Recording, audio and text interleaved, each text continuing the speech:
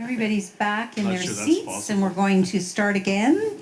The next item on our agenda is from our Finance and Audit Committee, and our chair, Tony Gugliotta, is going to provide a report from the committee. Tony. Great, thank you very much, Madam Chair. So the Finance and Audit Committee met on September 24th, and as usual, we had a very busy agenda. We reviewed and discussed a number of reports, so I don't have the time to sort of go through all the reports, but I'd like to provide just a brief summary on some of the topics we covered. So we received 4 reports under the consent agenda. The first was the update on liquidity and borrowing, second quarter commitments in excess of $1 million. Are you? Okay. Can you hear me better now? Yeah. Oh, okay. Wow, I really have to be close, huh? Okay, an update on the Public Transit Infrastructure Fund, and we also received an update on our Enterprise Asset Management Program. So no major issues were raised from our review, and all 4 reports were accepted. The committee then spent quite a bit of time going through a report that we received from KPMG, who are our external auditors. And this is essentially on the 2018 audit plan. So the audit plan essentially covered the approach that KPMG was going to take in terms of undertaking the audit, specifically the areas that they were going to focus on, and some of the risks that they identified that they were also going to focus on in their review. KPMG also reviewed, and we had a pretty good discussion in terms of how they established their materiality thresholds.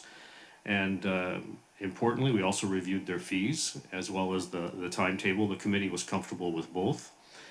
We then had an in-camera session with KPMG, and no major issues were raised in the in-camera session. We then moved to internal audit. We received an update on the activity in the past quarter. So 5 projects were completed, 16 projects remain underway, and the committee was provided with 4 reports. The first report actually covered the bus company's operator training and certification program. So we heard a little bit about Mike in terms of the number of hires.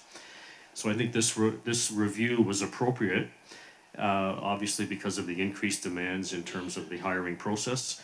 The report concluded that training practices were in line with sort of transit agency peers, but some recommendations were made which could improve the overall practice, and I think Mike alluded to that in terms of some of the changes that they were making. The second report looked at how effectively the rail company manages its inventory. It's pretty significant. It's about $37 million and covers about 21,000 items. The report primarily focused on the internal control practices and concluded that they were solid, although they did have some areas for improvement. The third report essentially provided an update on the implementation status of the 22 last audits that were done. So in total, there was about 281 recommendations.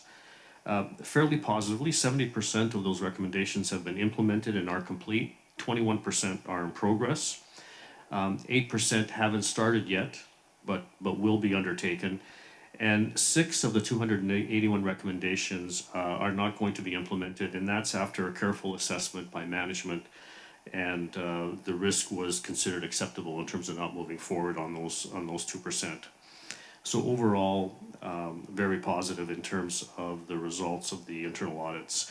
The fourth report was essentially a review of the internal audit charter. So what it found is that the internal audit department, in terms of undertaking its work, is basically in conformance with the standards that have been set up by the internal audit industry.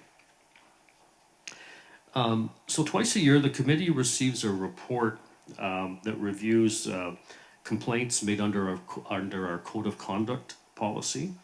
So during the 6-month period, there were 2 reports of non-compliance. Both of these reports dealt with the handling of confidential information, and the person that was involved in that was spoken to, and I think those issues will not materialize in the future. There were also 2 other incidences that weren't reported as complaints but were investigated, and they dealt with respect in the workplace, and both of those incidences were also dealt with adequately. As you know, the organization right now is busily working on the 2019 budget.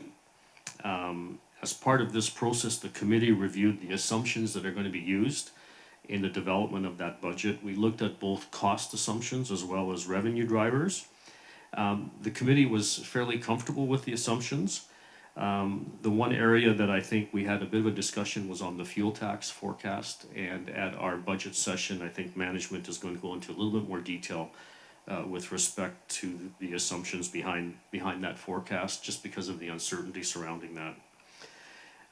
The committee then also reviewed an information technology report. As you know, it's a very comprehensive, robust program, 37 projects currently underway. We spent a bit of time talking about our IT security program and our efforts to protect TransLink from cybersecurity threats. This remains an area of focus and priority for the team.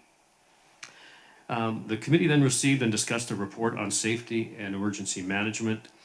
As you know, steering committees for both emergency management and safety were established last year. Management briefed the committee on a number of initiatives. And as you heard from both Mike and Hayden, safety indicators are generally showing positive trends in both customer and employee safety. And the committee encouraged management to continue its focus in this area. And I think, as you heard both from Hayden and Mike, that is a priority, and they'll continue to ensure we operate in a secure and safe manner. Next, I'll talk about the enterprise risk management. As you know, we undertake a pretty thorough internal process to identify the top enterprise risks. We've identified 10 risks, and the committee reviewed and discussed a status update on these risks. And we also looked at the treatment plans that were in place to mitigate those risks. So that concludes my report. And if you want, I can just move to the next agenda item. Sure, that would be great. Are there, actually, before we do that, are there any questions for Tony in regards to his report? I know many of you were there at the committee, but for those who weren't there, are there any questions?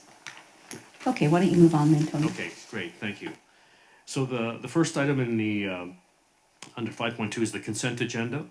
There are 3 reports in the consent agenda. 2 of those reports are related to our capital program. It's the Broadway Extension Project and our ongoing monitoring of the Patella Bridge.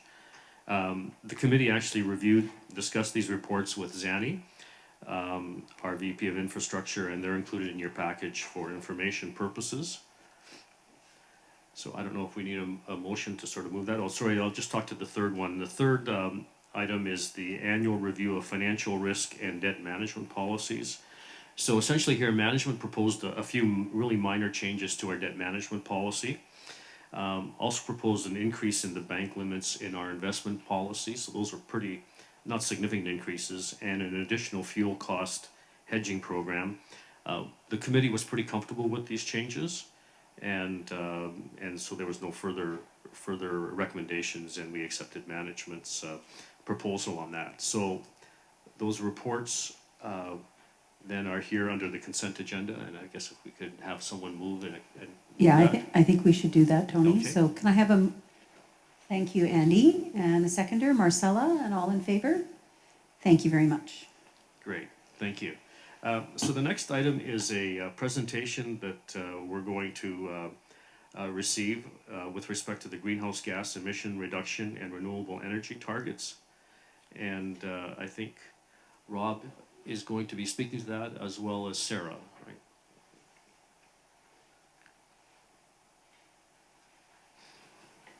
Welcome. Remember to turn your microphones on.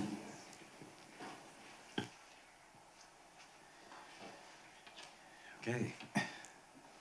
Hello. I'm just going to kick it off briefly and then pass it over to Sarah to talk specifically with regards to the GHG emissions and renewable energy. First of all, we're excited to share a recommendation for additional commitments being made by TransLink. First of all, to say that operating the transportation system in a sustainable way is not new to TransLink. It's a part of our operations for many years, and a part of the reputation we've gathered, including through the American Public Transportation Association as a platinum standing member as well. So I'll hand it over to Sarah to talk specifically about our commitments we're asking for around GHG and renewable energy, as per the request of this board and our Mayor's Council. And then following that, I'll also talk about what we're also doing on our financing side to further our commitment and leadership in sustainable transportation, using green bonds as a method of financing compared to our conventional bond program. So Sarah? Good, thank you. Okay, so as Rob mentioned, I'm going to provide some information on the work that we've been doing to date on our low carbon fleet strategy as well as our renewable energy initiatives. So some summary from our low carbon fleet strategy. Almost 95% of our TransLink's greenhouse gas emissions are from our fleet versus our facilities, and the majority of those greenhouse gas emissions are from our bus fleet. We've been working on our low carbon fleet strategy for the past year, actually since July of last year.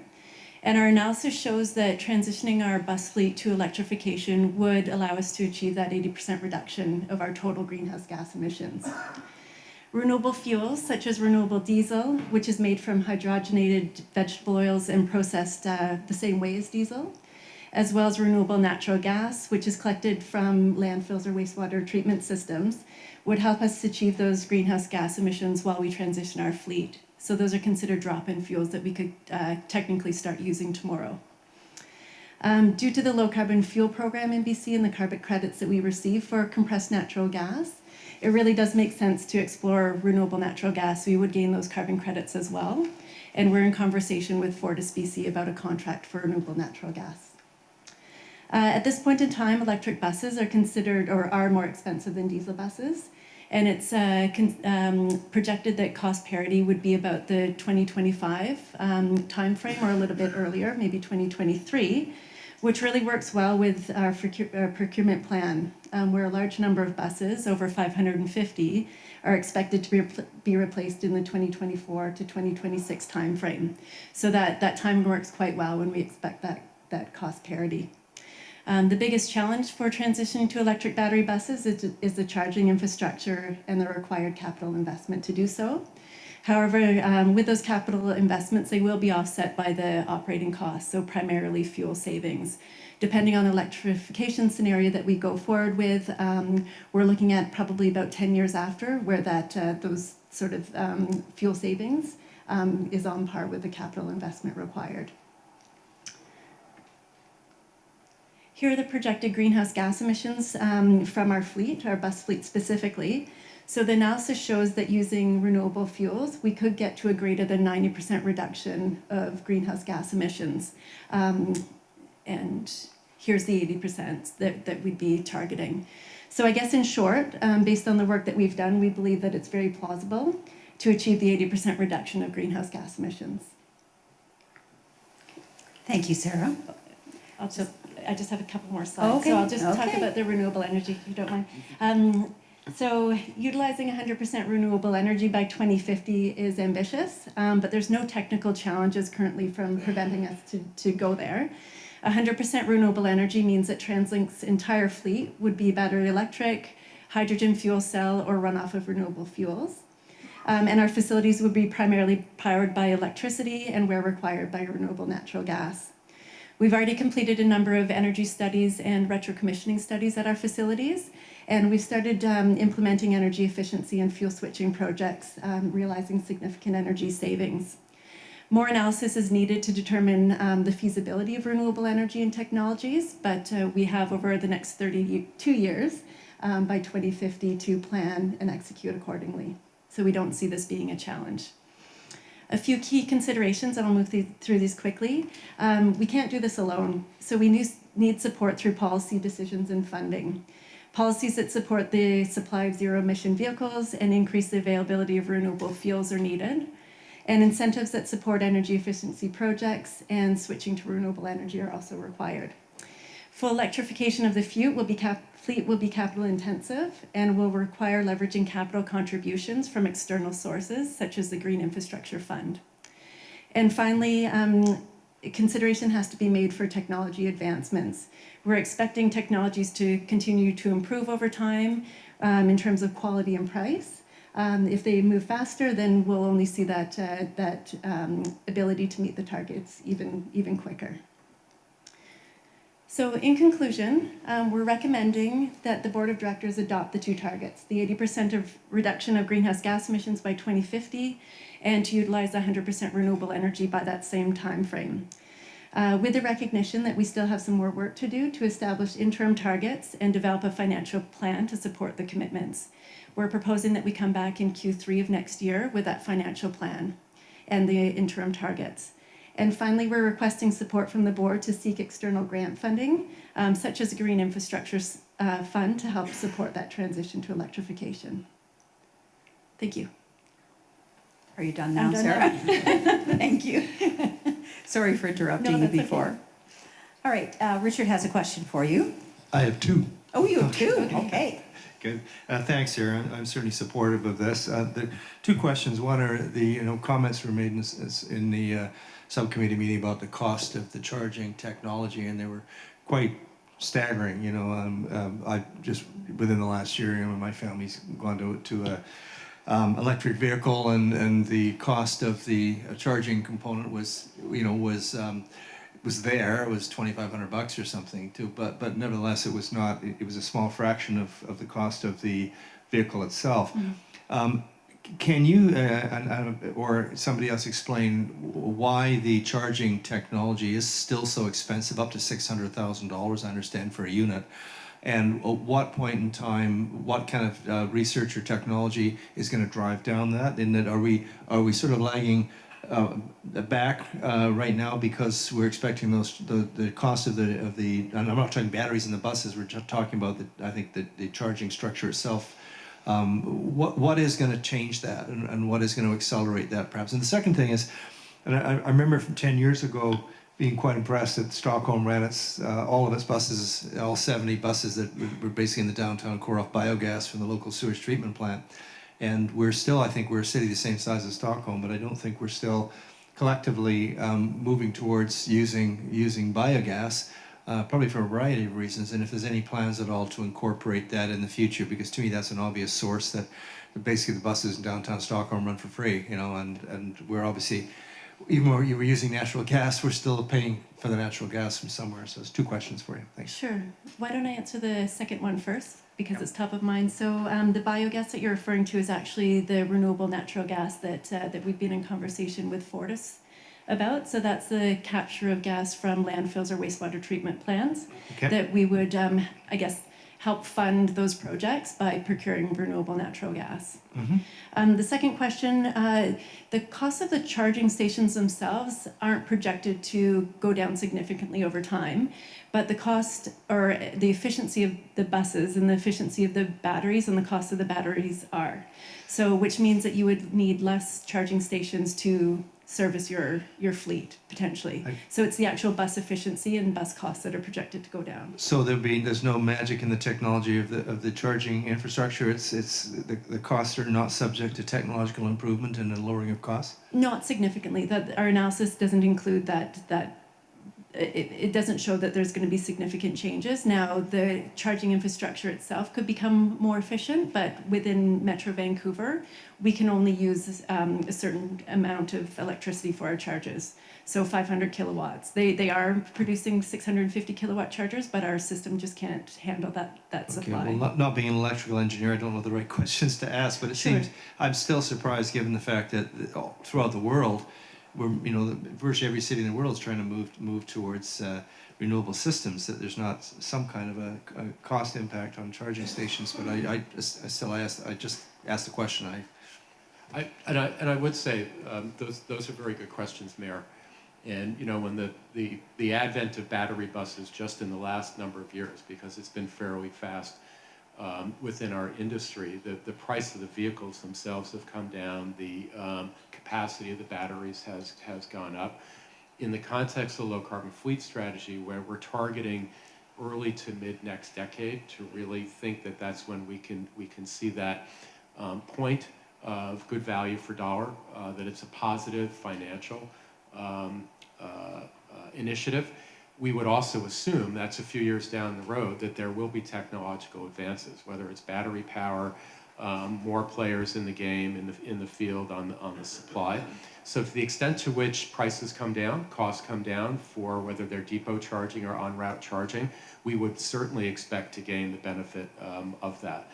It's still, this technology in North America is still very much in its infancy.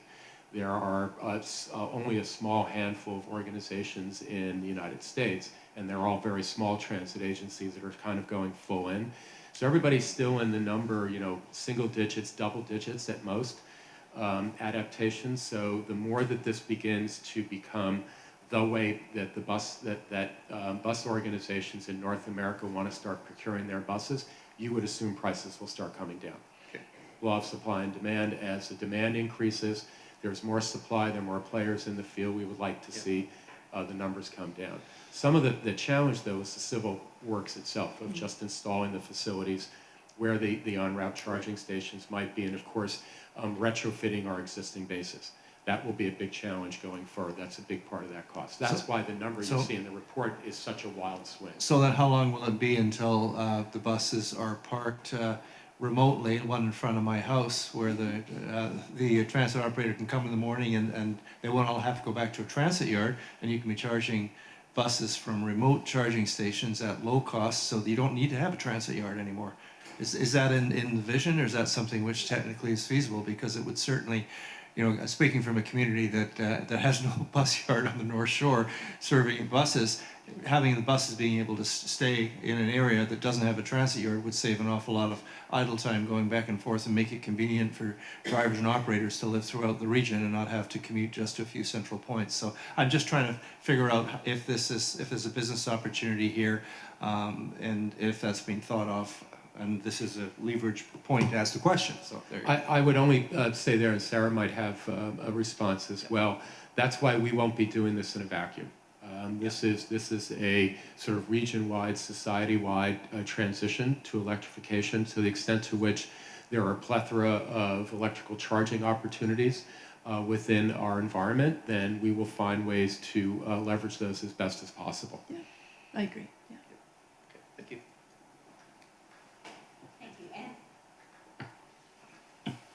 Andy? The new guy can't find the button. No. They're kind of misbehaving a little bit. We're having button problems. There we go. Yeah, it's temperamental. Thank you for the report. I'm just looking at some of the numbers and projections where the prediction you said is 2023 might be the balance point on cost, which, time will play out and we'll see if it is. How about reliability though? Because this is still an evolving technology, and for durability, maintenance, actual being able to produce, we're looking, 5 years out here for that balance point, in the year after projected 560 vehicles coming on. From the report, I assume that all things, if the stars line up, they would be battery-powered electric. What's the alternative, or when does a pinch point come of making that decision if we're not satisfied with reliability or cost? How far out are we on that decision? We're moving into a phase 2 of our low carbon fleet strategy, so that we'll be looking at each of our routes and each of our depots to figure out which charging infrastructure would be better suited to whether it's en route or depot. With that, we'll have to take in consideration the current projection of reliability. So not to get into too much detail, but what we're planning for is that a bus would hit a charger every hour. And that just matches where the efficiency of the battery is at this time. So all of those considerations about reliability, how far the range is for the buses and the batteries is all part of the consideration for our analysis. I hope that answers your question. It doesn't, to one sense. So, that was the preferential choice if it works out. What's the number 2 choice of fuel to try and achieve these if in 2024 we don't reach the desired productivity out of that? Right. Yep. We have the option of using renewable fuels, assuming that supply is available. So using renewable natural gas or renewable diesel for our current fleet to achieve these targets, if by chance, it's not expected, but if by chance electrification isn't the right pathway. Okay, thank you. Thank you. Karen? Yeah, thank you very much. Sorry. It's an interesting and admirable approach, and I guess I understand the evolution of cost as technology evolves, we get greater choices at lower cost. But one of my concerns is that as we get new technologies, we also have a lot of capital costs in replacing. And I just wondered if we get to the point where we see great expense, how do we balance the cost to the taxpayer versus the cost of achieving what is an admirable target? Mm-hmm. Kevin, did you, or Rob, did you want to? I could just say that the numbers that were run with the ROIs included the capital cost of the infrastructure for each one of those as a part of that equation. So we would do it when we had a clear projection that we weren't going to burden the taxpayers more with this. In fact, it was the sweet spot that we could hit, or at least after that. So we'd have to test the technologies, like we're prudently doing through pilots, to make sure everything works efficiently as possible, as well as that the new technologies promise. That's why, you know, as Kevin said as well, we're leveraging off of others that are doing the same thing as us, or even a little bit ahead of us in some cases, so that we don't run into a situation of surprise. And these are major manufacturers as well, providing these technologies that have regular conventional buses right now as well. I'd say, Karen, as well, we're going into this pretty methodically. So I wouldn't say that TransLink is the absolute early adopter of battery technology. After all, we won't have our first buses here till next year, but I think we want to get to that point where we're ready to jump into this, that it is going to be cost effective, that we can both achieve the environmental benefits, which are not part of the cost analysis. So the price of carbon, for example, and the social and environmental impact of carbon emissions are not even part of our numbers. Our numbers are just balancing the capital and operating costs and benefits associated with it. So, you know, arguably we should be considering, pricing in effect the impact of climate change, but we haven't. We do think, based on the analysis that we've done in the low carbon fleet strategy, in that mid-decade period next year, it will be cost effective because of the dramatic reduction in the operating costs from fossil fuels associated with the buses during their life. And I think it's a very admirable approach. I just think we also need to make sure that we keep an eye on the cost, and it's great. Thank you. Sorry, Murray, it's your turn. Thank you. Just the chart on the bottom of page 4 of the report, just explain that to me a little bit more clearly. Are those lines possibilities excluding cost, or are those lines that represent what we could do right now practically with the resources that are available? Yeah, so this chart here doesn't include any relation to costs. It's the greenhouse gas emissions. So it's looking at the whole life cycle greenhouse gas emissions from moving our current fleet, which is a black line at the top, or comparing our current fleet to use of electricity and renewable fuels. So, but there are years attached to it, and so there must be some program attached to this that would achieve those lines. And I'm asking, are those programs that relate to the lines on that chart practical, or are they just saying under best possible circumstances, regardless of money, we could achieve these? Because what I notice on these lines is that the use of renewable fuels almost gets us to where we need to be exclusive of electrification. And that's significant because setting an 80% target for a way out year, 32 years from now, when we can get there within what this chart would suggest almost within 2 years, seems like quite an extreme, I guess is the way I describe it. Yeah, that's a good question. So what we know right now with renewable fuels is we have enough RNG available to match our supply over the next 5 years. So it's a scaled up approach. So we project in 2018 that we could start purchasing at a small amount of renewable natural gas. Currently, we don't have that supply of renewable diesel. So if you see the light blue line that shows a significant reduction, that's assuming that we had supply right now to fuel our diesel buses and our hybrid buses. So that in reality would look a little bit different. We haven't yet had those detailed conversations with the diesel fuel supplier on availability. and supply. But you are right, using renewable fuels would get us to a significant reduction. But we are purchasing new fleet and new buses each year with our fleet procurement plan that I attached to the report. And that's when the 2023 line, where it starts looking red, where we would move to electrification.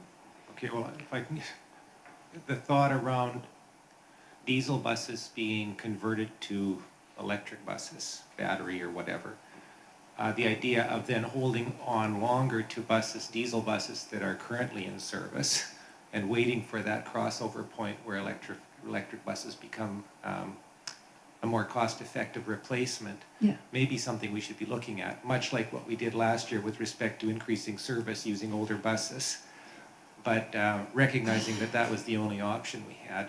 But in this case, because the objective ultimately is to say we don't want to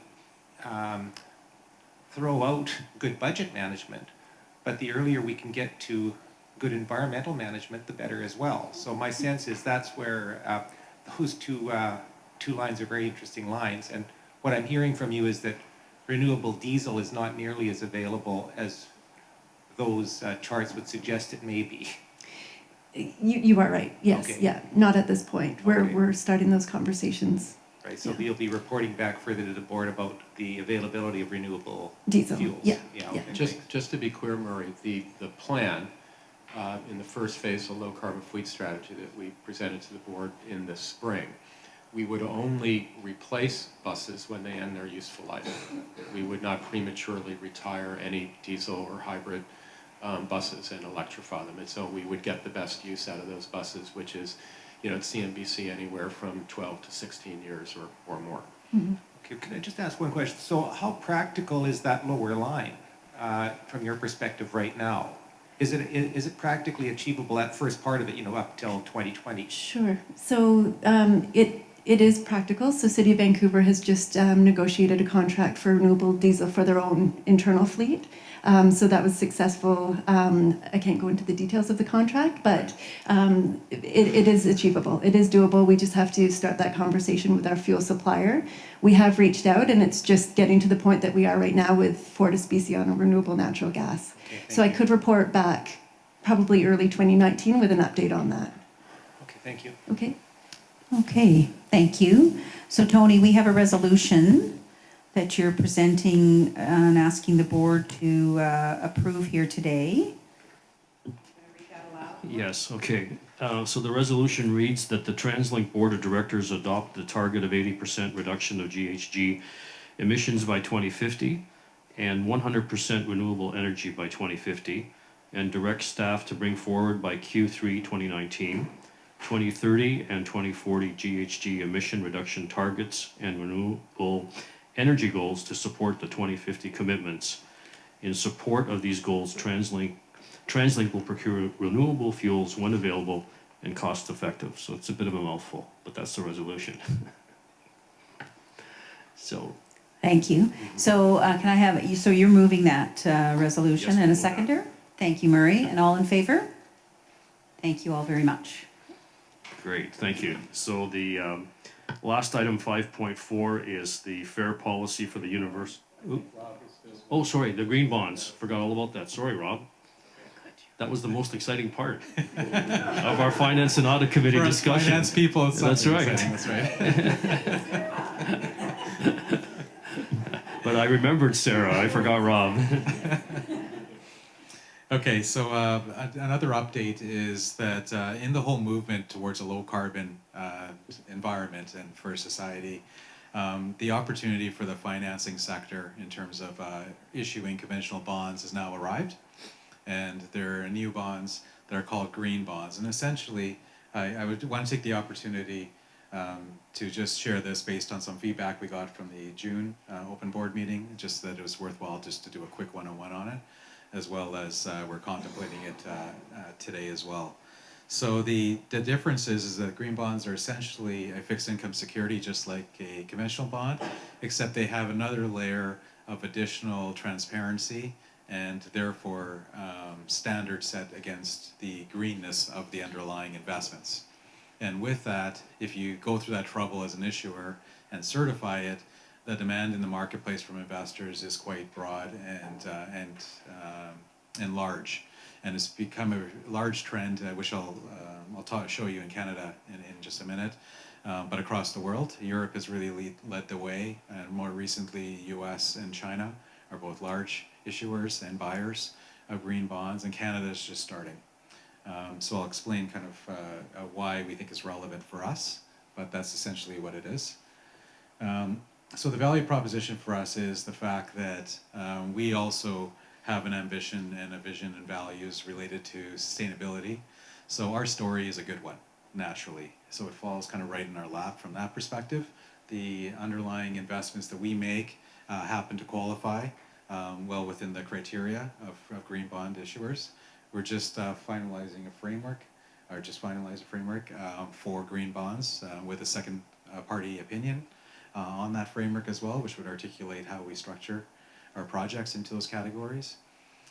We've also know that in the marketplace, the timing is really good. It's really favorable right now. I just came back from talking to investors and issuers, and there's large and growing demand in the space. A lot of the investors who have green mandates or ESG mandates or dark green investors, so-called, this would open up that whole group of investors to our bonds, in addition to the conventional bond buyers, who are the pension funds and larger institutions as well.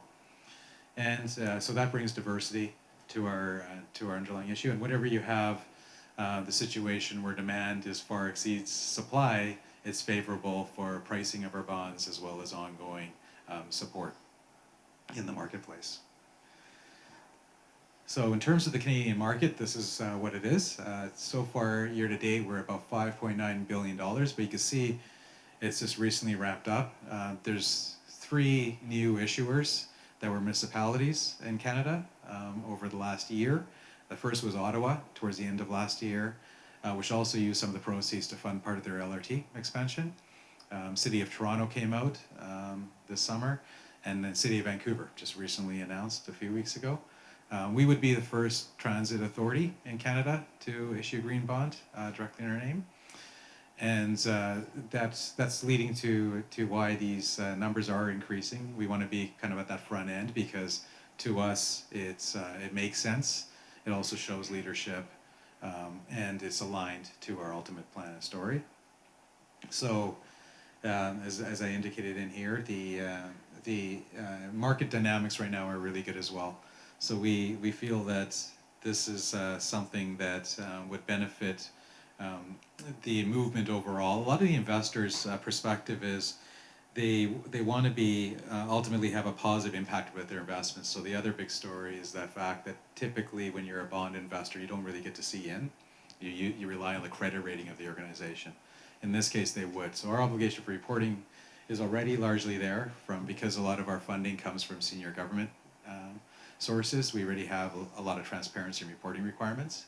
So even the onerousness on us to report more to the public in this space is not that significant for us. And like I said, it allows us to build more of a rapport with the investment community and our stakeholders out there aligned to these projects as well. So that's just meant for an update as to... Okay. So there's no decision required on this, you're just presenting this information? Yes. Thank you very much. Any questions for Rob in regards to this information? I know we've talked about it a few other times, so it's not kind of brand new to the board, but we really appreciate the update, and it's interesting to see the growth in the green bond issuance that are out there now. Yeah, oh, Murray has a question now. Just, it sounds all good. Is there any downside or risk to this?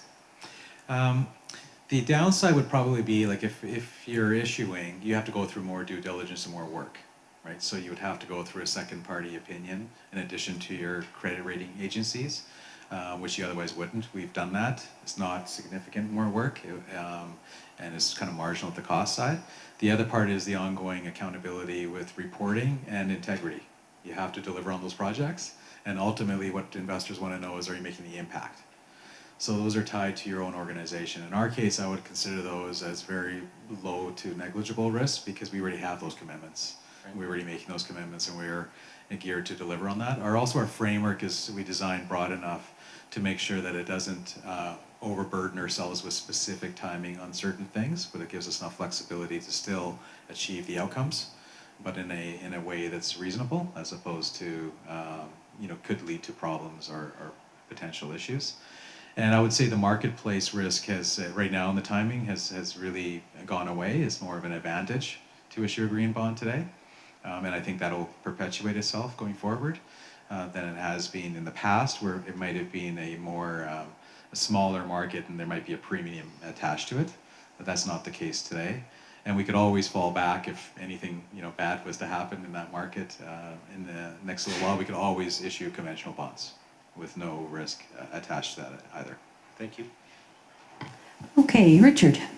Just to follow up the question, so I've been involved in the other side of the equation too through the MFA, and sometimes you have to put the right lens on. So if we're raising money, and we're looking for $1 million, and to follow up on Marie's question, so if we issue a green bond for $1 million, we get $1 million. If we issue a non-green bond for $1 million, we get $1 million. So the difference would be in what the coupon rate was and what we were paying. So I guess the question, logical financial risk, would be, what is the public prepared to pay for a green bond, and is it less than they are or more than they are prepared to pay for a regular bond? And I think that's the question. I think from what you just said, you're saying the markets have sort of aligned and there shouldn't be a significant difference. Is that right? Yes. So our assumptions is we're not going to pay more, right? That's the premise under which we're approaching this. The market conditions right now, based on what Ottawa was able to achieve, and Toronto in particular, and Vancouver, has been more favorable pricing from their surmise of the marketplace because of the increased demand right now. So if we went to the marketplace, we may be able to get 1 or 2 basis points better pricing, if we use them as an example. But we're not counting on that. We're at least counting on not costing more for sure, and potentially getting some savings for sure. Not everybody here knows what a basis point is, 1/100th of a cent. So you're saying even with 1 and 1 or 2 basis points, it's 1 or 2 1/100ths of a cent would be the difference. Right. Yeah. Thanks. Yes. Okay. 1/100th of a percent. Yes. 1% of a percent. Yes. Okay. Thank you. All right. I think we're done. Thanks very much. All right. Back to you, Tony. Thank you. So this is the last item. We're talking about the Universal Fairgate Access Program and the fare policy. And it was interesting because yesterday Murray and Karen and Andy and I had the pleasure of actually taking a tour with the Users Advisory Committee, Access Transit. And the vice chair of that committee, Pam Horton, is in a wheelchair, and she demonstrated the use of this technology. And it was very impressive in terms of how it worked and how innocuous it was. I think the only issue she had was that the name on the her name was pretty visible, and so she was wondering if maybe something could be done to make the name less visible on the actual card that she used. But other than that, she was very happy with it. So while we were implementing this program, we weren't charging folks, obviously, and I think the recommendation from management is to continue to do that just because of the practicality of actually implementing a charge. And I think Jeff will probably go into some detail on that. Thanks, Tony. I don't need to go into much more than that. It's covered in the report. The only thing I would say is that when we introduced this program with the introduction of the gates, actually late last year, we had made a soft launch saying there'd be a temporarily no charge while we looked at options, including understanding what the take-up of the program would be. In that time we've watched that. The take-up has not been significant. We didn't expect it to be. It's a small portion of the population. But we did look at a number of options on how we might develop an administrative system to collect this, because it is not part of the Compass card. The RFID card does not work with the Compass card, so it's separate. So we could not find an alternative at this time because of that issue of running a parallel system that met all the criteria per the report. Minimizing costs, minimizing, being scalable, all of these kinds of things. So the tariff recommendations that are included in the report would basically make this permanent at this time, no charge. We would consider it over time if that condition of the fare policy changed and it could be integrated. But for now, we would suggest that it go forward as a no charge element. All right, so board members, you have on page 105 of your package a proposed resolution of which we're not going to read out because it's rather long. So can I call for, Tony, you're going to make that motion and a seconder? And all in favor? Thank you very much. Okay, so that's passed. So I think that finishes your report, your rather lengthy report, sir. Now I'm going to ask Murray on behalf of Larry Beasley to provide the report for the Planning and Stakeholder Committee. Thank you. Thanks, Lorraine. Like Finance and Audit, the Planning and Stakeholder Relation Committee had pretty full agenda for its deliberation a couple of weeks ago. There are 4 items on today's agenda which the committee is recommending that the board take action on. The new Langley Community Shuttle Contract Award is on the consent agenda. The North Langley Truck Route Review that was covered, that is going to be covered in a report from, or is covered in a report from Sani. It's on the consent agenda. Action on 2 independent transit service proposals by Beyond Travel are also contained in our agenda today. Jeff Cross will be providing further information on that shortly. We also heard earlier from a delegation from Beyond Travel. The committee also dove into the SkyTrain noise assessment process. You'll recall that that's been an ongoing process for the last number of months. That Sani will provide an overview on as part of the agenda today. The committee is very supportive of working through the process expediently as we know more and more development is occurring along SkyTrain lines, and with new development comes more ears and therefore more sensitivity to any noise concerns that do exist along the SkyTrain. But the committee was impressed with the level of detail that the study is involved and with, and look forward to good results from that. And that will be obviously coming forward with additional information at future board meetings. The committee received an update on the open call for innovation call, which Jeff will summarize later, and you've heard a bit about that through Kevin's report earlier today. This open innovation call, it's important for TransLink to stay relevant and competitive in a rapidly changing mobility landscape.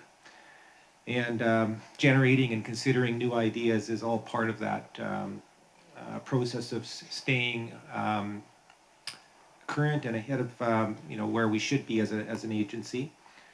TransLink's first open innovation call was launched in June, targeting 2 aims: to reach out to new external actors that are engaged in different elements of transportation or supporting transportation, and to accelerate innovation processes within TransLink.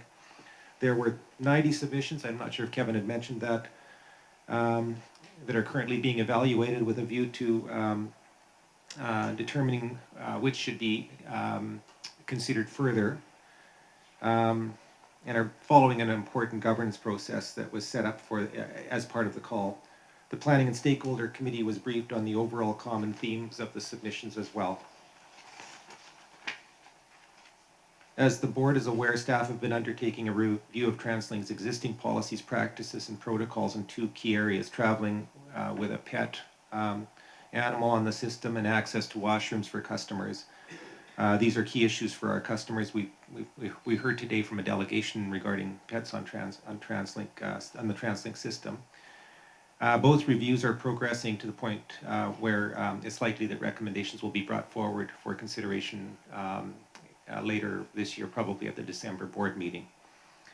And finally, the committee discussed the status of the fare policy review and next steps. On the heels of endorsement of the policy recommendations by the Mayor's Council in July, management is working with the Compass technology provider to develop more detailed implementation options, and will bring these forward along with policy recommendations for board consideration in December. So, so clearly, there was endorsement of the concepts that were provided to the board and Mayor's Council, but there are some complications around how those are delivered now using the Compass technology, and there was also concerns about any impacts that the fare change policy would introduce to our customers, that there would be an appropriate phasing in process for those impacts. And Not that there's a lot of impact, but we want to make sure that we're conscious of any impacts that do arise and that they're dealt with in a way that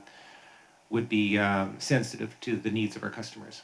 So that's the report I have. I'm delivering on behalf of Larry, who's the chair of the committee, but he wasn't able to be here today. So I'll turn it back over to you, Madam Chair. Thank you very much. So we need an approval for the consent agenda that is in front of us for the Langley Community Shuttle, the participation in partner agency plans, and the regional growth strategy amendment for the Williams neighborhood plan. So can I have a motion to... Thank you, Marie. And seconder, thank you, Andy. And all in favor? Okay, so we'll pass that consent agenda. Now I'm going to invite Sani and Jeff Busby up to speak to us on behalf of this SkyTrain noise assessment.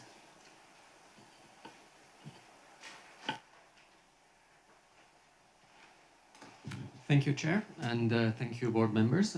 With me is Jeff Busby, Director of Infrastructure and Program Management, who led this initiative.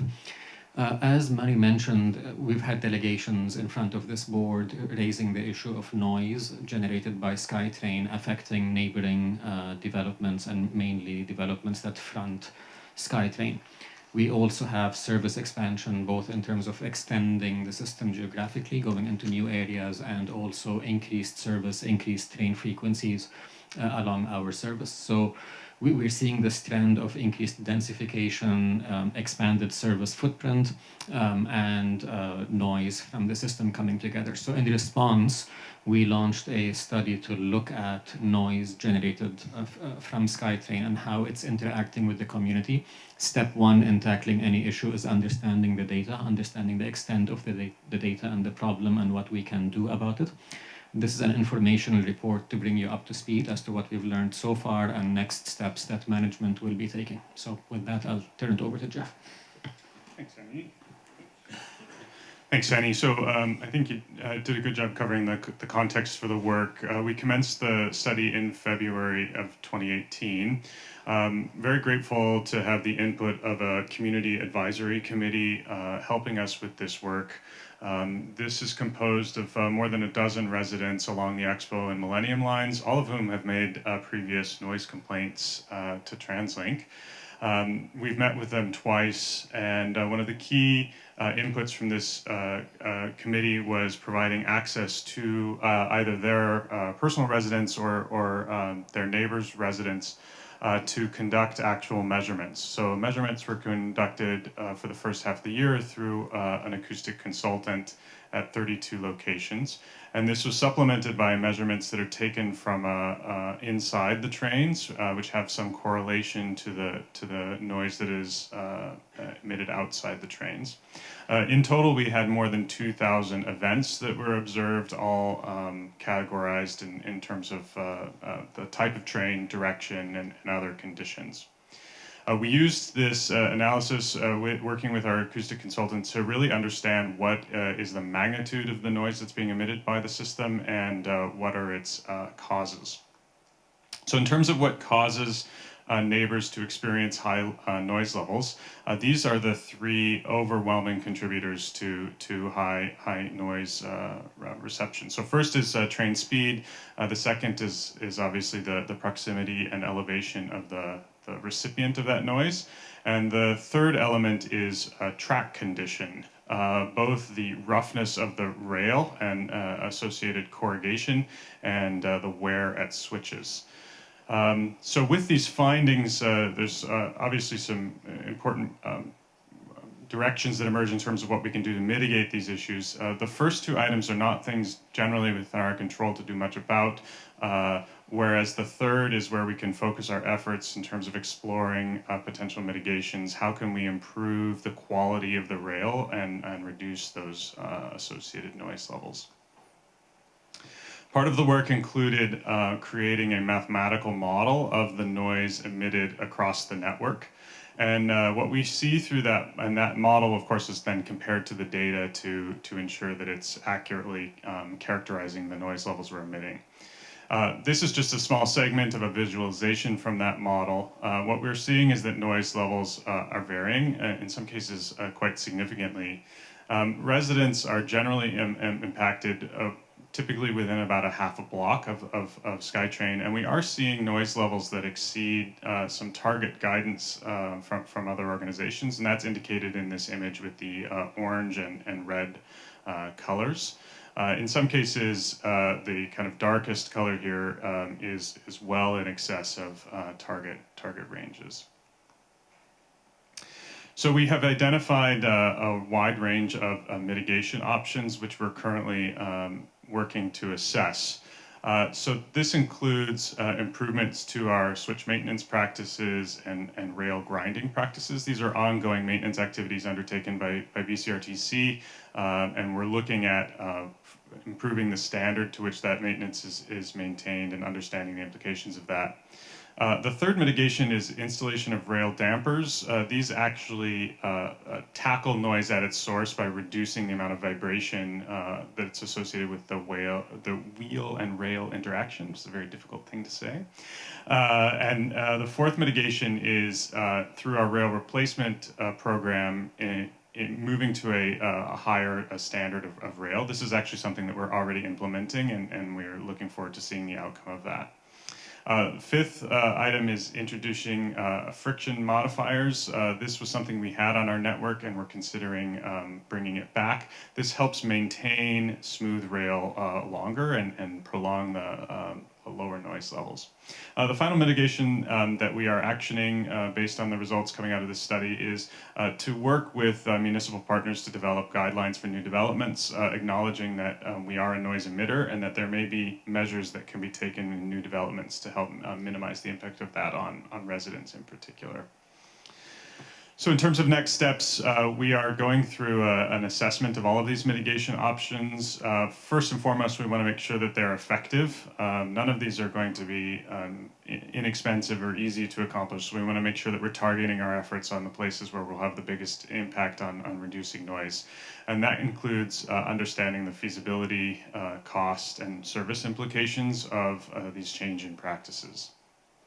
We have identified some opportunities for pilots and test applications, and those will be mobilized over the later part of this year and early next. And we hope to provide an update to the board in the spring of next year on our progress.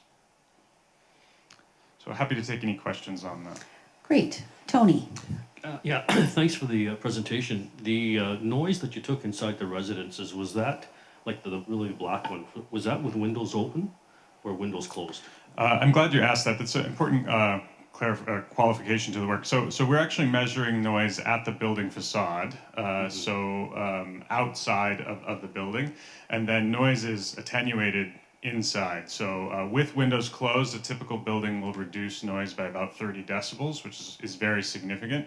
You will experience higher noise levels with windows open, and that's not something that's typically in industry practice. That's not something that the noise creator has any control over.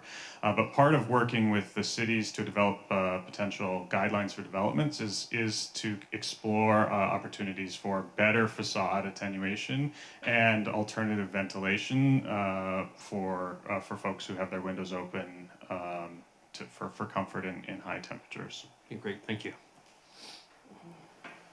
Any other? Karen, and then Murray. Thank you. Yeah, thank you for your attention to what is a very important topic.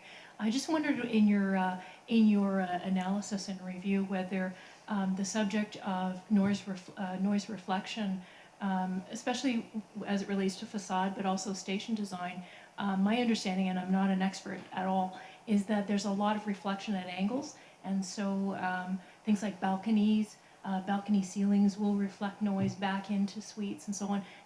Did the acoustical design consultant look at any of those? Yes, areas? that's certainly a consideration, and we didn't focus on noise inside the system. So the focus of this study is really the noise that we are impacting our kind of the neighbors and the immediate surroundings, but the mathematical model and that visualization I shared with you, it is reflecting these reverberations that are occurring. And I think that we are experiencing that particularly in high growth places. We've started to receive a number of complaints near Metrotown Station where there's been a lot of recent development, and our consultant does say that is a factor. And just to add, in working with the municipalities on design guidelines for buildings near SkyTrain, those are the kinds of external facade features that we could be looking at in encouraging municipalities and developers to incorporate. What are the features on the front of the building before you get inside that could reduce the noise impacts? That's great. Thank you very much. Murray, and then Sarah. You're good? Okay. Sarah, did you? Oh, Marcella. Are you finding complaints, or have you had complaints on our new Evergreen line? Yes, we did receive complaints associated with Evergreen, and those are, in investigating those are very much related to the rail maintenance activities. So the grinding of the track is generally an effort to improve noise, but as the track wears, some of these corrugations form, and that was an issue there that I think has improved recently, but this is something that we're receiving complaints on. And now Sarah. I'm really glad to hear that you're developing the guidelines with municipalities, because you see the draw of the SkyTrain station to the development, and then you've got people moving and they want to be close, but then they don't like the noise. So there's a partnership there for sure. My other question was, what of the three factors you said that cause the noise, is the wheel rail, or is the maintenance part where you're getting rid of those corrugations the biggest contributing factor to the noise? Or which one of those three? It is. So the worst condition in terms of noise emitting would be a high-speed section with poor rail condition or high amounts of corrugation. And so for the example that I showed, which is near Commercial Broadway Station, that's the high-speed section as you're kind of coming into the downtown. And so I think what this tool is allowing us to do, working with BCRTC, is to target their maintenance activities around the places where the highest noise levels exist. And what some of these mitigations might allow us to do is, this is a game that never ends. You have to keep on this, but we're looking at how can we get to a smooth rail and then maintain that smoothness longer. That's sort of the magic, if we can realize that. The other alternative is to install these dampers, which could allow you to tolerate more corrugation on the rail, but then stop the vibration of the rail sooner than what we're experiencing now. All the grinding goes on at night too, right? Right. Thank you. Thank you. Yes, we've been listening to rail grinding stories here for a number of years at the board, and I'm a little afraid that that's not going to be enough. Right. So I think that's just a basic maintenance piece from what I can observe, and all these other actions are going to be what's going to help the problem. Is that a fair kind of summary? Yes, I would point out that the current rail grinding practice it could have an enhanced standard to it, but that would be the trade-off would be that you'd have to do more grinding more often, more intensively. So that's part of what we're going to need to assess with our advisors. Okay, well, we look forward to the next story on the rail grinding. All right. So we don't need a motion for that. I think everybody's had their opportunity to speak. The next topic again, Jeff and Sandy are going to talk about the North Langley Truck Route Review. Thank you, Chair. In front of you is a report as per the Act related to the removal of truck route designations by municipalities. Township of Langley approached us with a council-endorsed request to modify their truck route network by removing some roads from the truck route network. The board has authority to approve or not approve removals, which would prohibit the movement of trucks. The township came forward with a suggested plan, and then management worked with the township on what would be a better redefinition of their truck route network in the North Langley area, which would include adding some roadways to the truck route network to enable the continuous movement of trucks. The board doesn't have authority to approve or disapprove additions to the truck route network, just the removals. But you should be aware that this comes with a package of removing some, adding others to maintain that continuity. We worked with council and their staff at the township to arrive at the solution that's in front of you, and this requires a resolution and approval by the board. Again, this work was completed under the leadership of Jeff's team, so if you have any questions, we can certainly answer them. All right, so are there any questions for Jeff in regards to this? We are doing this in full cooperation with the Township of Langley, so, Correct. and we're just one piece in this bigger puzzle, correct? Yes, and our process involves quite a bit of consultation with all affected stakeholders as per the report. Okay, great. So page 179 of your package, Marie has moved it, seconder. Thank you, Richard, and all in favor? Thank you. Okay, North Langley should be happy now. All right, open innovation call, Jeff Cross.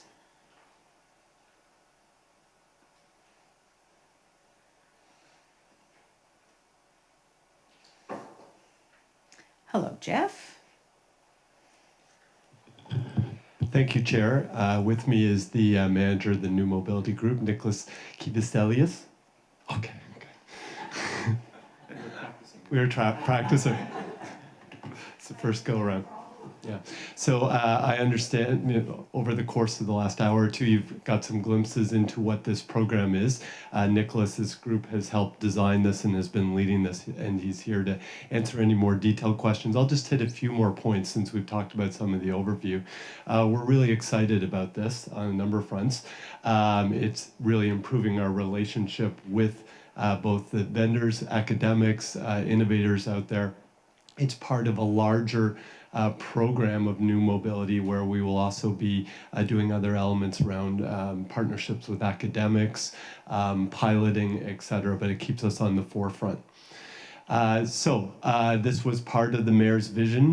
Both the phase 1 and phase 2 plans included new mobility services that we, in designing this actual call, this innovation call, we came up with the idea that it would be a regular event and that we would have a theme that at least we ask submittees to emphasize. In this particular case, it was seamless mobility. In the future, it might be something else regarding internal operational efficiencies.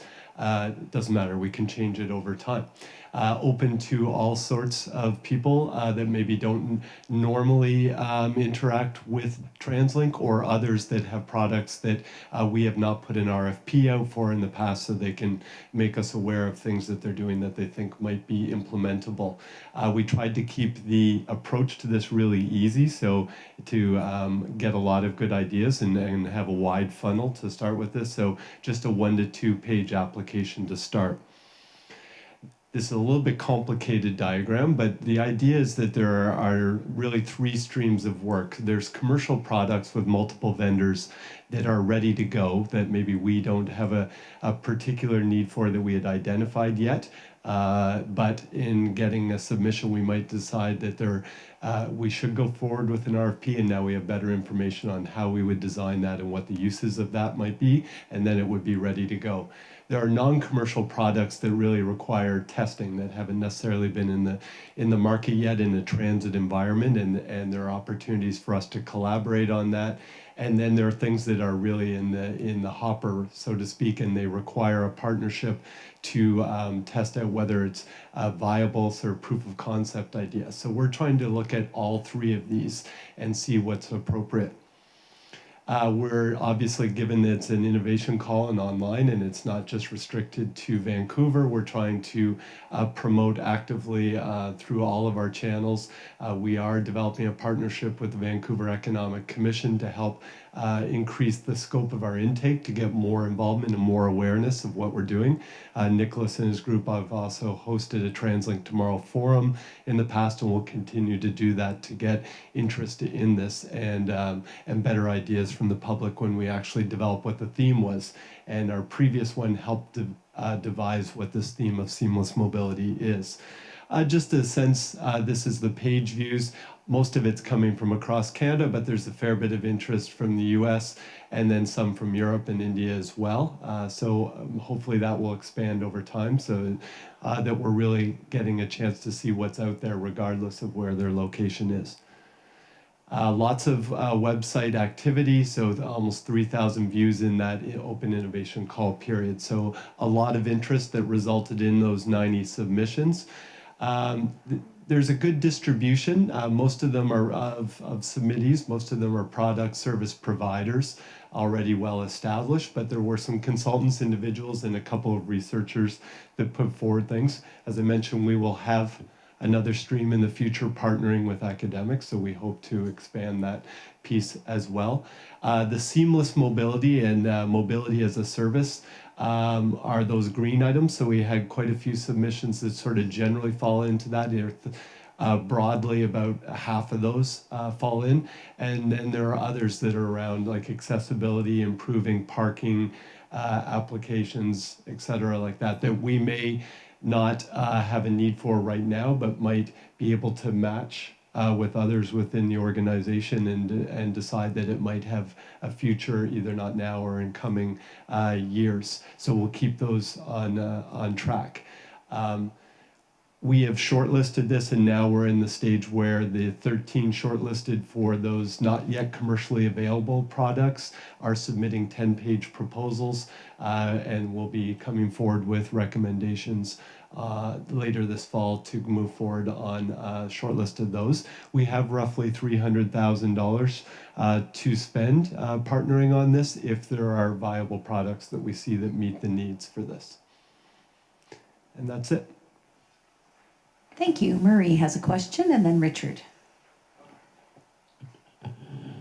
Thank you. The thing that comes to mind that there may be another bar on that chart that the last row along that chart where it says dealing with pre or non-commercial concept ready to develop products. I'm wondering whether we need a row there where TransLink becomes an investor, not just a test bed or a facilitator.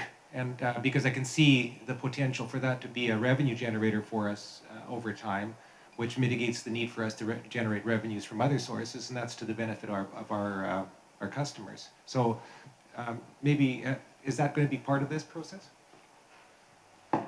Yeah, I think that part can not only be seen as revenue generating, but actually can help accelerate the innovation. We've seen in the academic sector, many the large enterprises have some kind of incubator or strategic investment per arm. So we are currently investigating if it's possible under current mandate, if it's something we can plan for, but we are actually in dialogue with a number of more smart organizational consultants trying to outline such an option, and I find it very attractive for many reasons. There are precedents for that. Transport for London has an arm like that that does that, and then there could be joint intellectual property that's generated out of these ideas as well.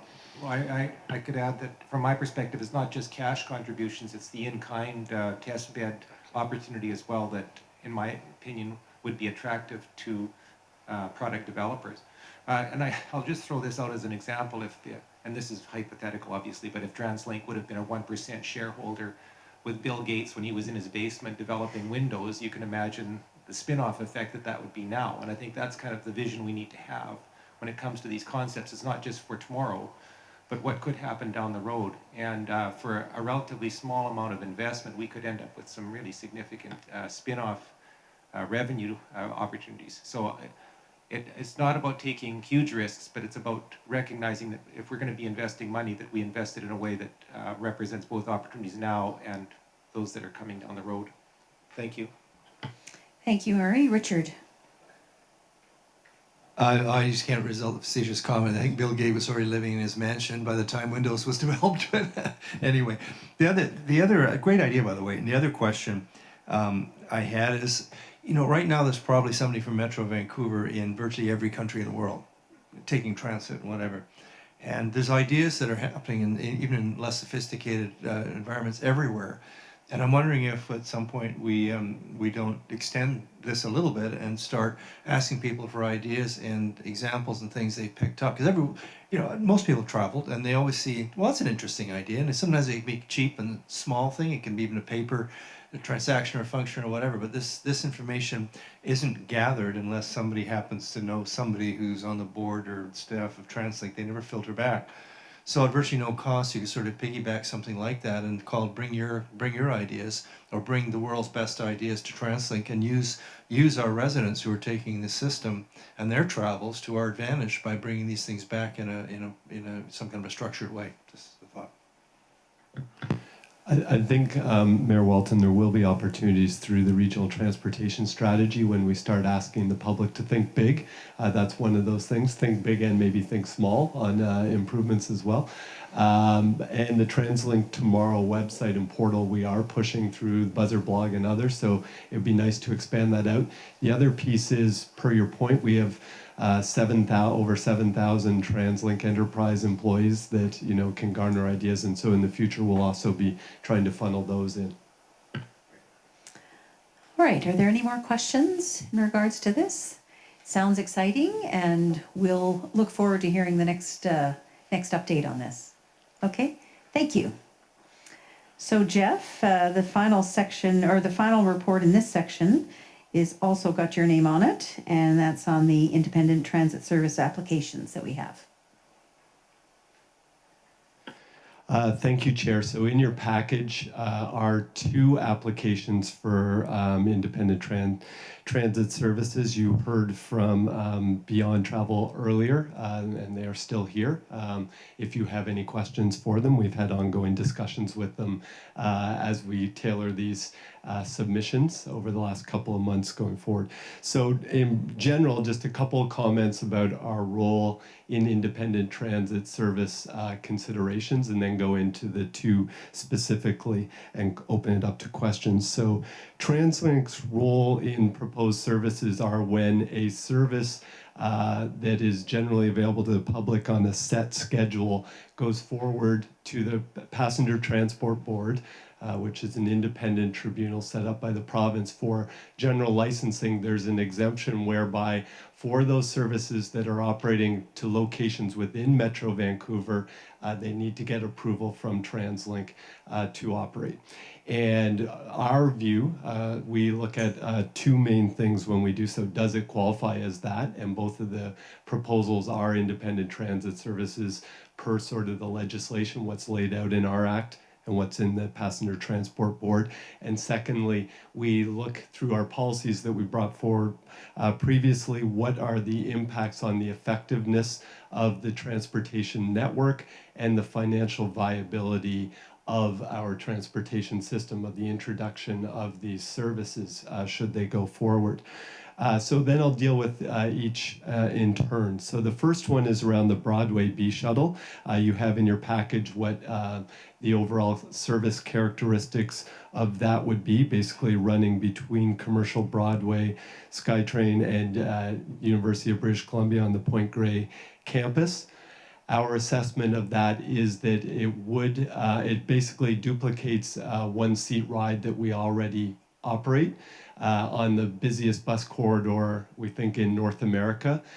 So there are concerns about the effectiveness, the impacts on the effectiveness of our transportation system, both running within those bus lanes that operate, as well as potentially taking passengers away from that service that could impact negatively the financial viability of the service that we operate. As a result of that, we are recommending that we not approve, and that's what we went forward through the Planning and Stakeholder Relations Committee. Slightly different story on the Surrey to UBC service. That is not a service that we operate a direct route on. It's several legs if you were to take that service right now. They are off. The proponent has put forward a service that would run hourly through the course of the day, would reduce the travel time significantly for those that are involved in that choose to take it. It's at a fare price that's significantly higher, about 4 times the cost of what it would be for a transit service. So it's a very different service, competing primarily with private autos as opposed to what we think would be transit users. Some of the market may indeed be obviously be UBC students. Those are already on EU Pass, which is a mandatory program. So if they chose to take up that service, it would not have a financial impact on our services. The act, our act, allows us to put in a number of conditions. You see those listed. There are, I believe, 13 of them that we've pointed out. One of them is to, that we're suggesting is to put basically about a 14 or 15 month term on this approval so that we can analyze what the impacts are on the impact of both the financial and the effectiveness. Making sure one of the conditions that we put in is met, which is that they're not operating using our bus stops, which is important for the effectiveness of our system and the safety of our current operations as well, and that we understand what the ridership is and where it's coming from to validate the approval that we're putting forward. So we're asking for information to come forward on a quarterly basis so that if the proponent does wish to continue to run the service beyond December 31st, 2019, by the fall of next year, we'll have had a chance to review and make sure that the principles of this approval still stand and that we'd be able to recommend that going forward. Another piece that was raised by the board was concern about the service being confused potentially by the public as a TransLink service. Partly that could be exacerbated by the proposed name in the proposal, which was B Shuttle, that is close to B Line. In conversations with the proponent before, and we can ask him again if he's open to this, should you wish to go forward with approving this service, he is open to changing the name to that service to avoid confusion with our own services at this time. So I think at that, unless Kevin, you wanted to add anything, I'd open it up for questions. Okay, so we have two resolutions in front of us. So why don't we, people have any questions they want to do before we I can put the resolution on the floor for the Broadway. Let's deal with Broadway first. So that's on page 212 of your package. And as you heard from Jeff, staff's recommendation is for us to not grant the approval to operate on this line. So why don't we focus our questions onto that? So you're moving that, seconder for that. Thank you, Andy. And all in favor? Okay, so that one's done. Let's move on to the Surrey one. All right, so the resolution, we've actually just received an amended resolution in front of us. And Murray, perhaps I can ask you to speak to this.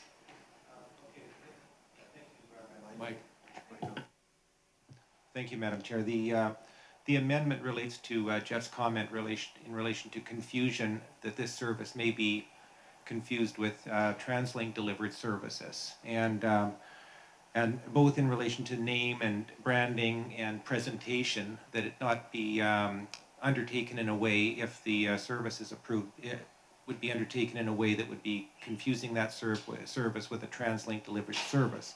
So the amendment, in addition to the wording that is included in the report that is on the agenda, condition 2 of that resolution would have these words added on to it, and subject to an additional condition that the service operator not use the name B Shuttle or any other names, marks, or branding that may, in TransLink's view, cause customer confusion with transit services provided by or on behalf of TransLink.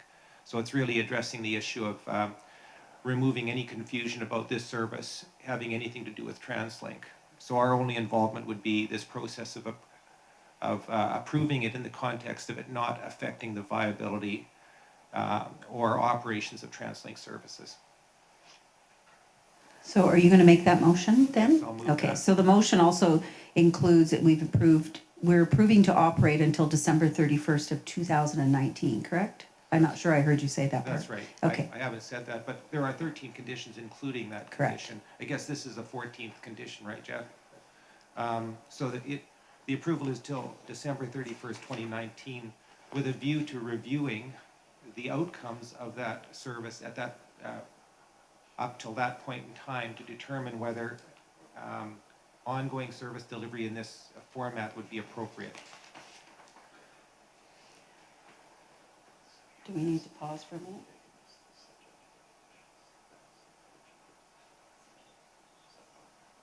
Okay.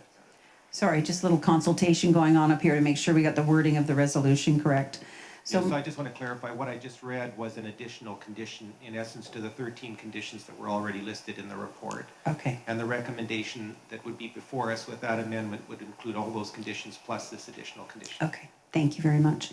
And can I have a seconder before we start some discussion? Thank you, Marcella. All right, so questions, discussions for Jeff in regards to the presentation or the resolution. Andy.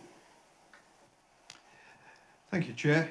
I'm going to speak in opposition to this proposal in front of us for a number of reasons. I think we have some flaws that are not entirely within TransLink's control, but we do have an issue here where under the Act, TransLink is to provide the regional transportation.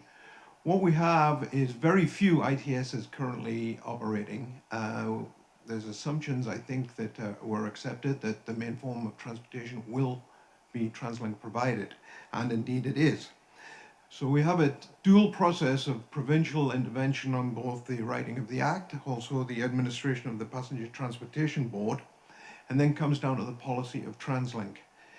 Unlike the previous submission on Broadway, where it was clearly defined in Part 5 of the Act on the effectiveness and financial viability, those are the two positions that are very clear and obvious in the reading.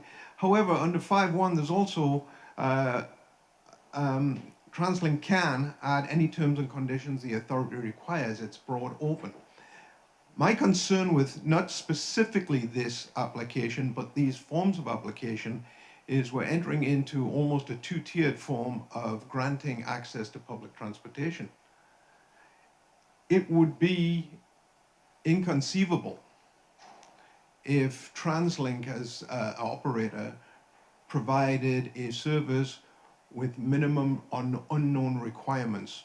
Just a few minutes ago, we approved within the organization a granting of a operational in Langley, where there was rigorous demands expected of that operator.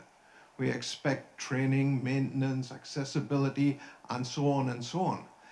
It's my belief, and I think this is something we need to develop as a board going forward, that the mandate is more than a minimum requirement expected in the Act, but there is I think there's an onus on TransLink if we are authorizing, which we are in this case, public transportation, that it meets a standard that should be equal to the ones being provided by alternate transportation providers for a multitude of reasons that I think bear further fruit. So I'm going to have to say that I'll have to vote against this recommendation. Thank you. Kevin, you want to comment? Just a point of clarification to Andy's point with respect to the Langley service. So the bright line difference is the Langley service, as with some of the other contracted out community shuttle services that we have for CNBC, is that is paid for completely by TransLink. It's operated on behalf of TransLink with TransLink equipment, with TransLink CNBC logos and livery and so on and so forth. So it's quite a different situation. And like all of the contracts for services that this enterprise has, we have many different terms and conditions associated with it, whereas the independent transit service has no relationship to TransLink funding or otherwise. Jeff, did you have anything else you want to add? Any other comments or questions for Jeff in regards to the proposal in front of us? I know that we have many other shuttles operating around the region that we've addressed and had before us in the past. So I know many of you are quite familiar with the whole shuttle program that we were asked to approve. Management has recommended this to us. We have the resolution in front of us. So if there's no other questions, I'll call for your vote. So all in favor? Thank you. And against? Thank you, Andy. The motion passes. Thank you. All right. So now we're going to move to Murray. Geez, Murray, you're a popular guy today. Who's making a report on behalf of Anne for the HR and Governance Committee meeting.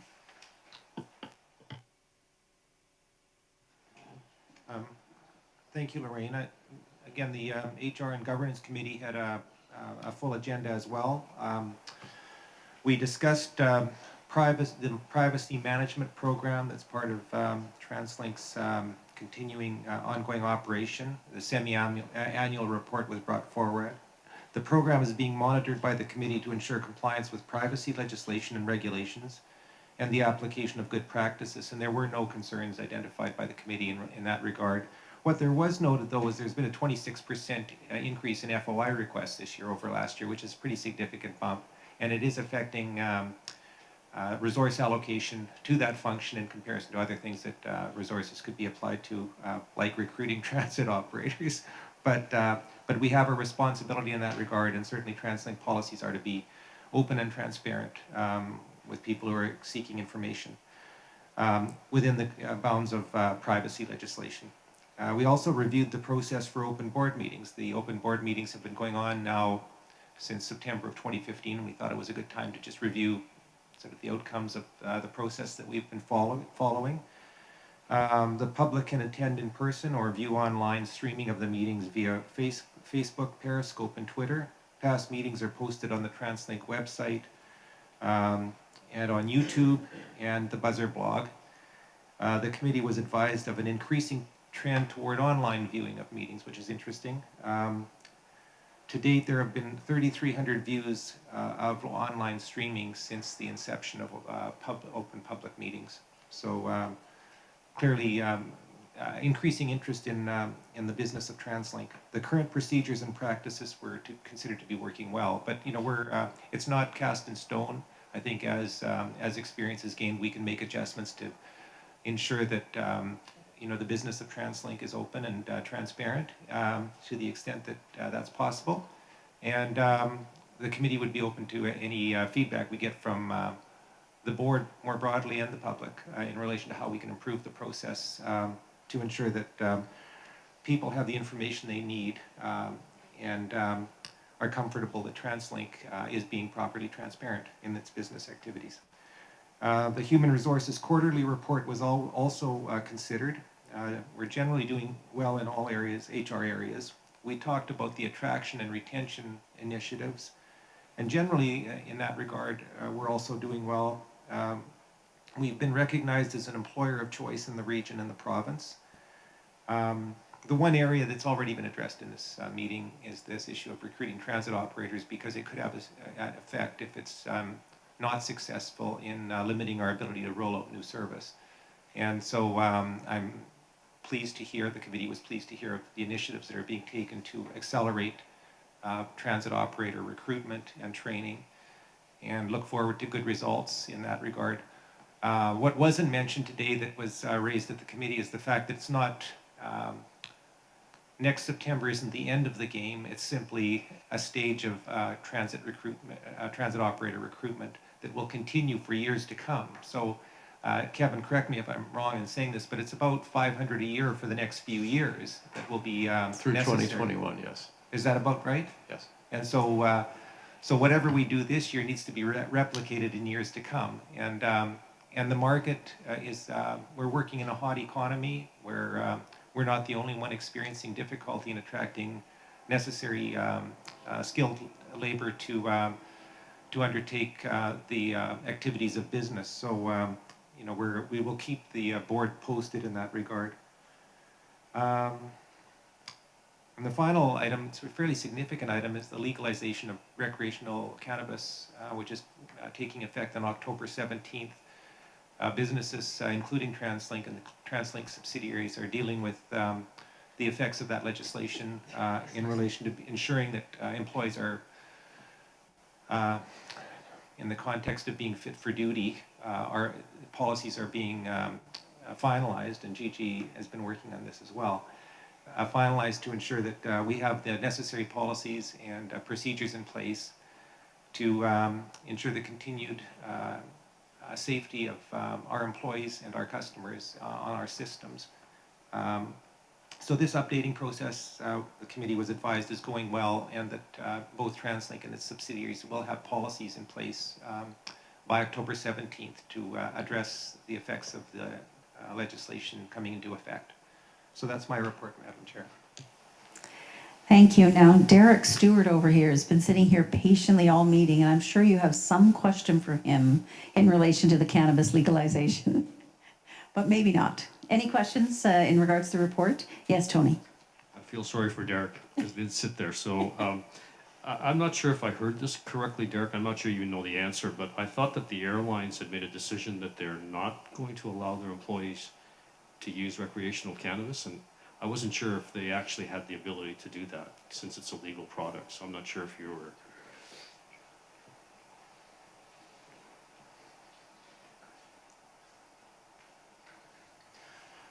Okay, so in terms of whether or not we can control activities of our employees outside of the workplace, that's obviously where we get into areas of how do I put it?